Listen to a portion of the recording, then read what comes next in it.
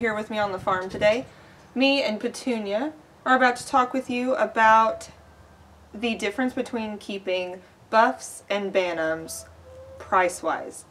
So I've already done a video about the 5 reasons you should get bantams, and I vaguely mention that they are quite a bit cheaper. They need half the space as your other large fowl birds, but they also require a lot less food. And I insinuated I might someday do a direct comparison of what it takes to feed our bantam flocks versus our Buff Orpington flocks. So I decided to compare, as much of apples versus apples as I could. So I'm going to compare a flock that has 3 hens and a rooster of Buff Orpingtons and 3 hens and a rooster of our bantams. And all I can say is please don't tell my husband the results, because otherwise we will literally just become bantam farmers. Not that I would be super sad, but I do love my Buff Orpington. The way I did this was with a scoop with measurements on it, and it has a 3-pound measurement each week, but what I came up with is during the winter time, Buff Orpingtons eat about 3 pounds of food per week, per bird. So for that coop, I am feeding at least 12 pounds of feed per week. So I did my calculations based on what we are currently paying for feed. And with a 50-pound bag, it costs about $20, which makes each pound about 40 cents. So then we can multiply how much each bird eats per week and then multiply that by 4 to get the month. So for example, this bantam eats about half a pound per week of feed. So if you multiply that by 4, it's 2 pounds. And then you multiply the 2 pounds by 0.4, and they cost, ding ding ding, 80 cents a month to feed. So let's be nice, we'll round that up to $1. Now back to our Buff Orpingtons, which I do want to point out, these are extreme opposites.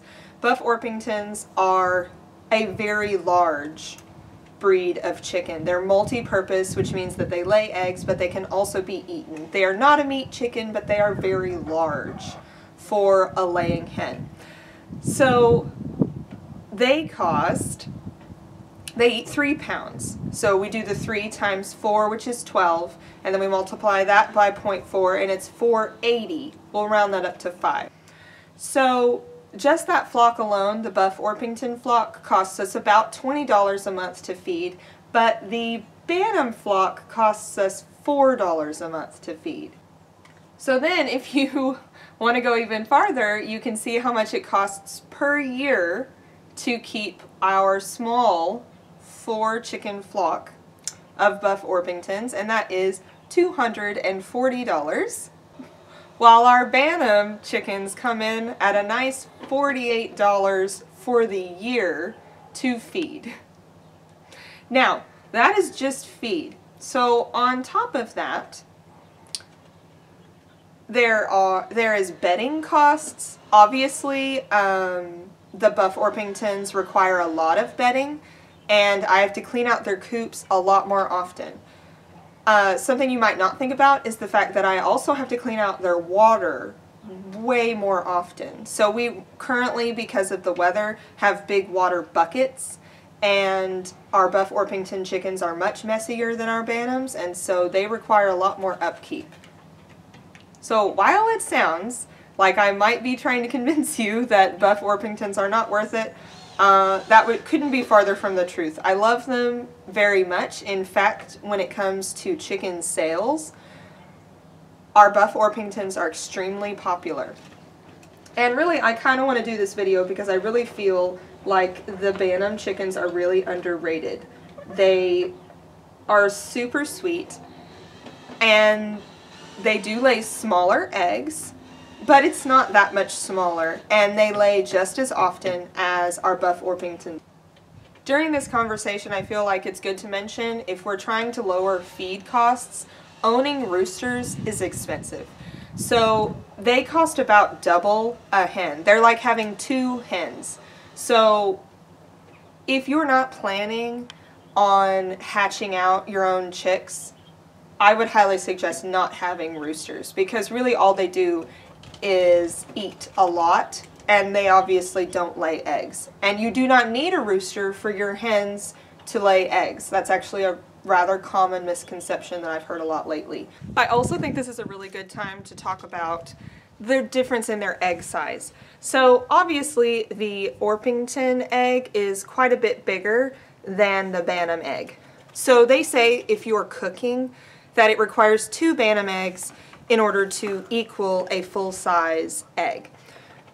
But let's do the math on that too. So as I told you, it costs about $1 a piece per month to maintain and feed these smaller chickens. So if your goal is to have eggs and you are going to have double, number one, you don't need a bigger coop to have double the amount of bantams because they need half the space as a full-size chicken.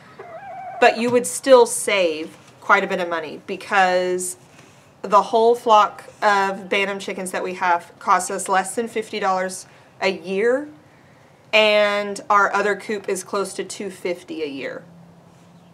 So with that in mind, you would still save quite a bit of money. I know a lot of people are jumping into the owning of chickens, and if your goal is to have cheaper eggs, number one, owning and raising chickens is never a good way to get cheap eggs. But if you liked the idea of owning chickens and being able to never worry about whether or not there are enough eggs in the store or how expensive they get, then I would highly suggest going with bantams, because they lay smaller eggs and you would still need twice as many, but it would still be a lot cheaper. So that is definitely another reason I would highly suggest owning bantams if you want pet chickens that lay eggs that are cheaper. So I hope you found this video helpful. Again, please no one tell my husband.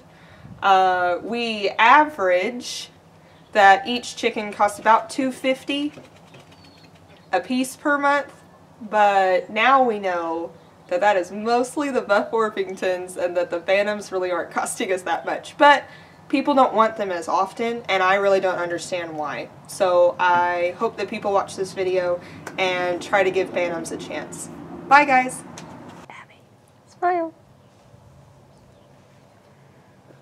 You're so cute.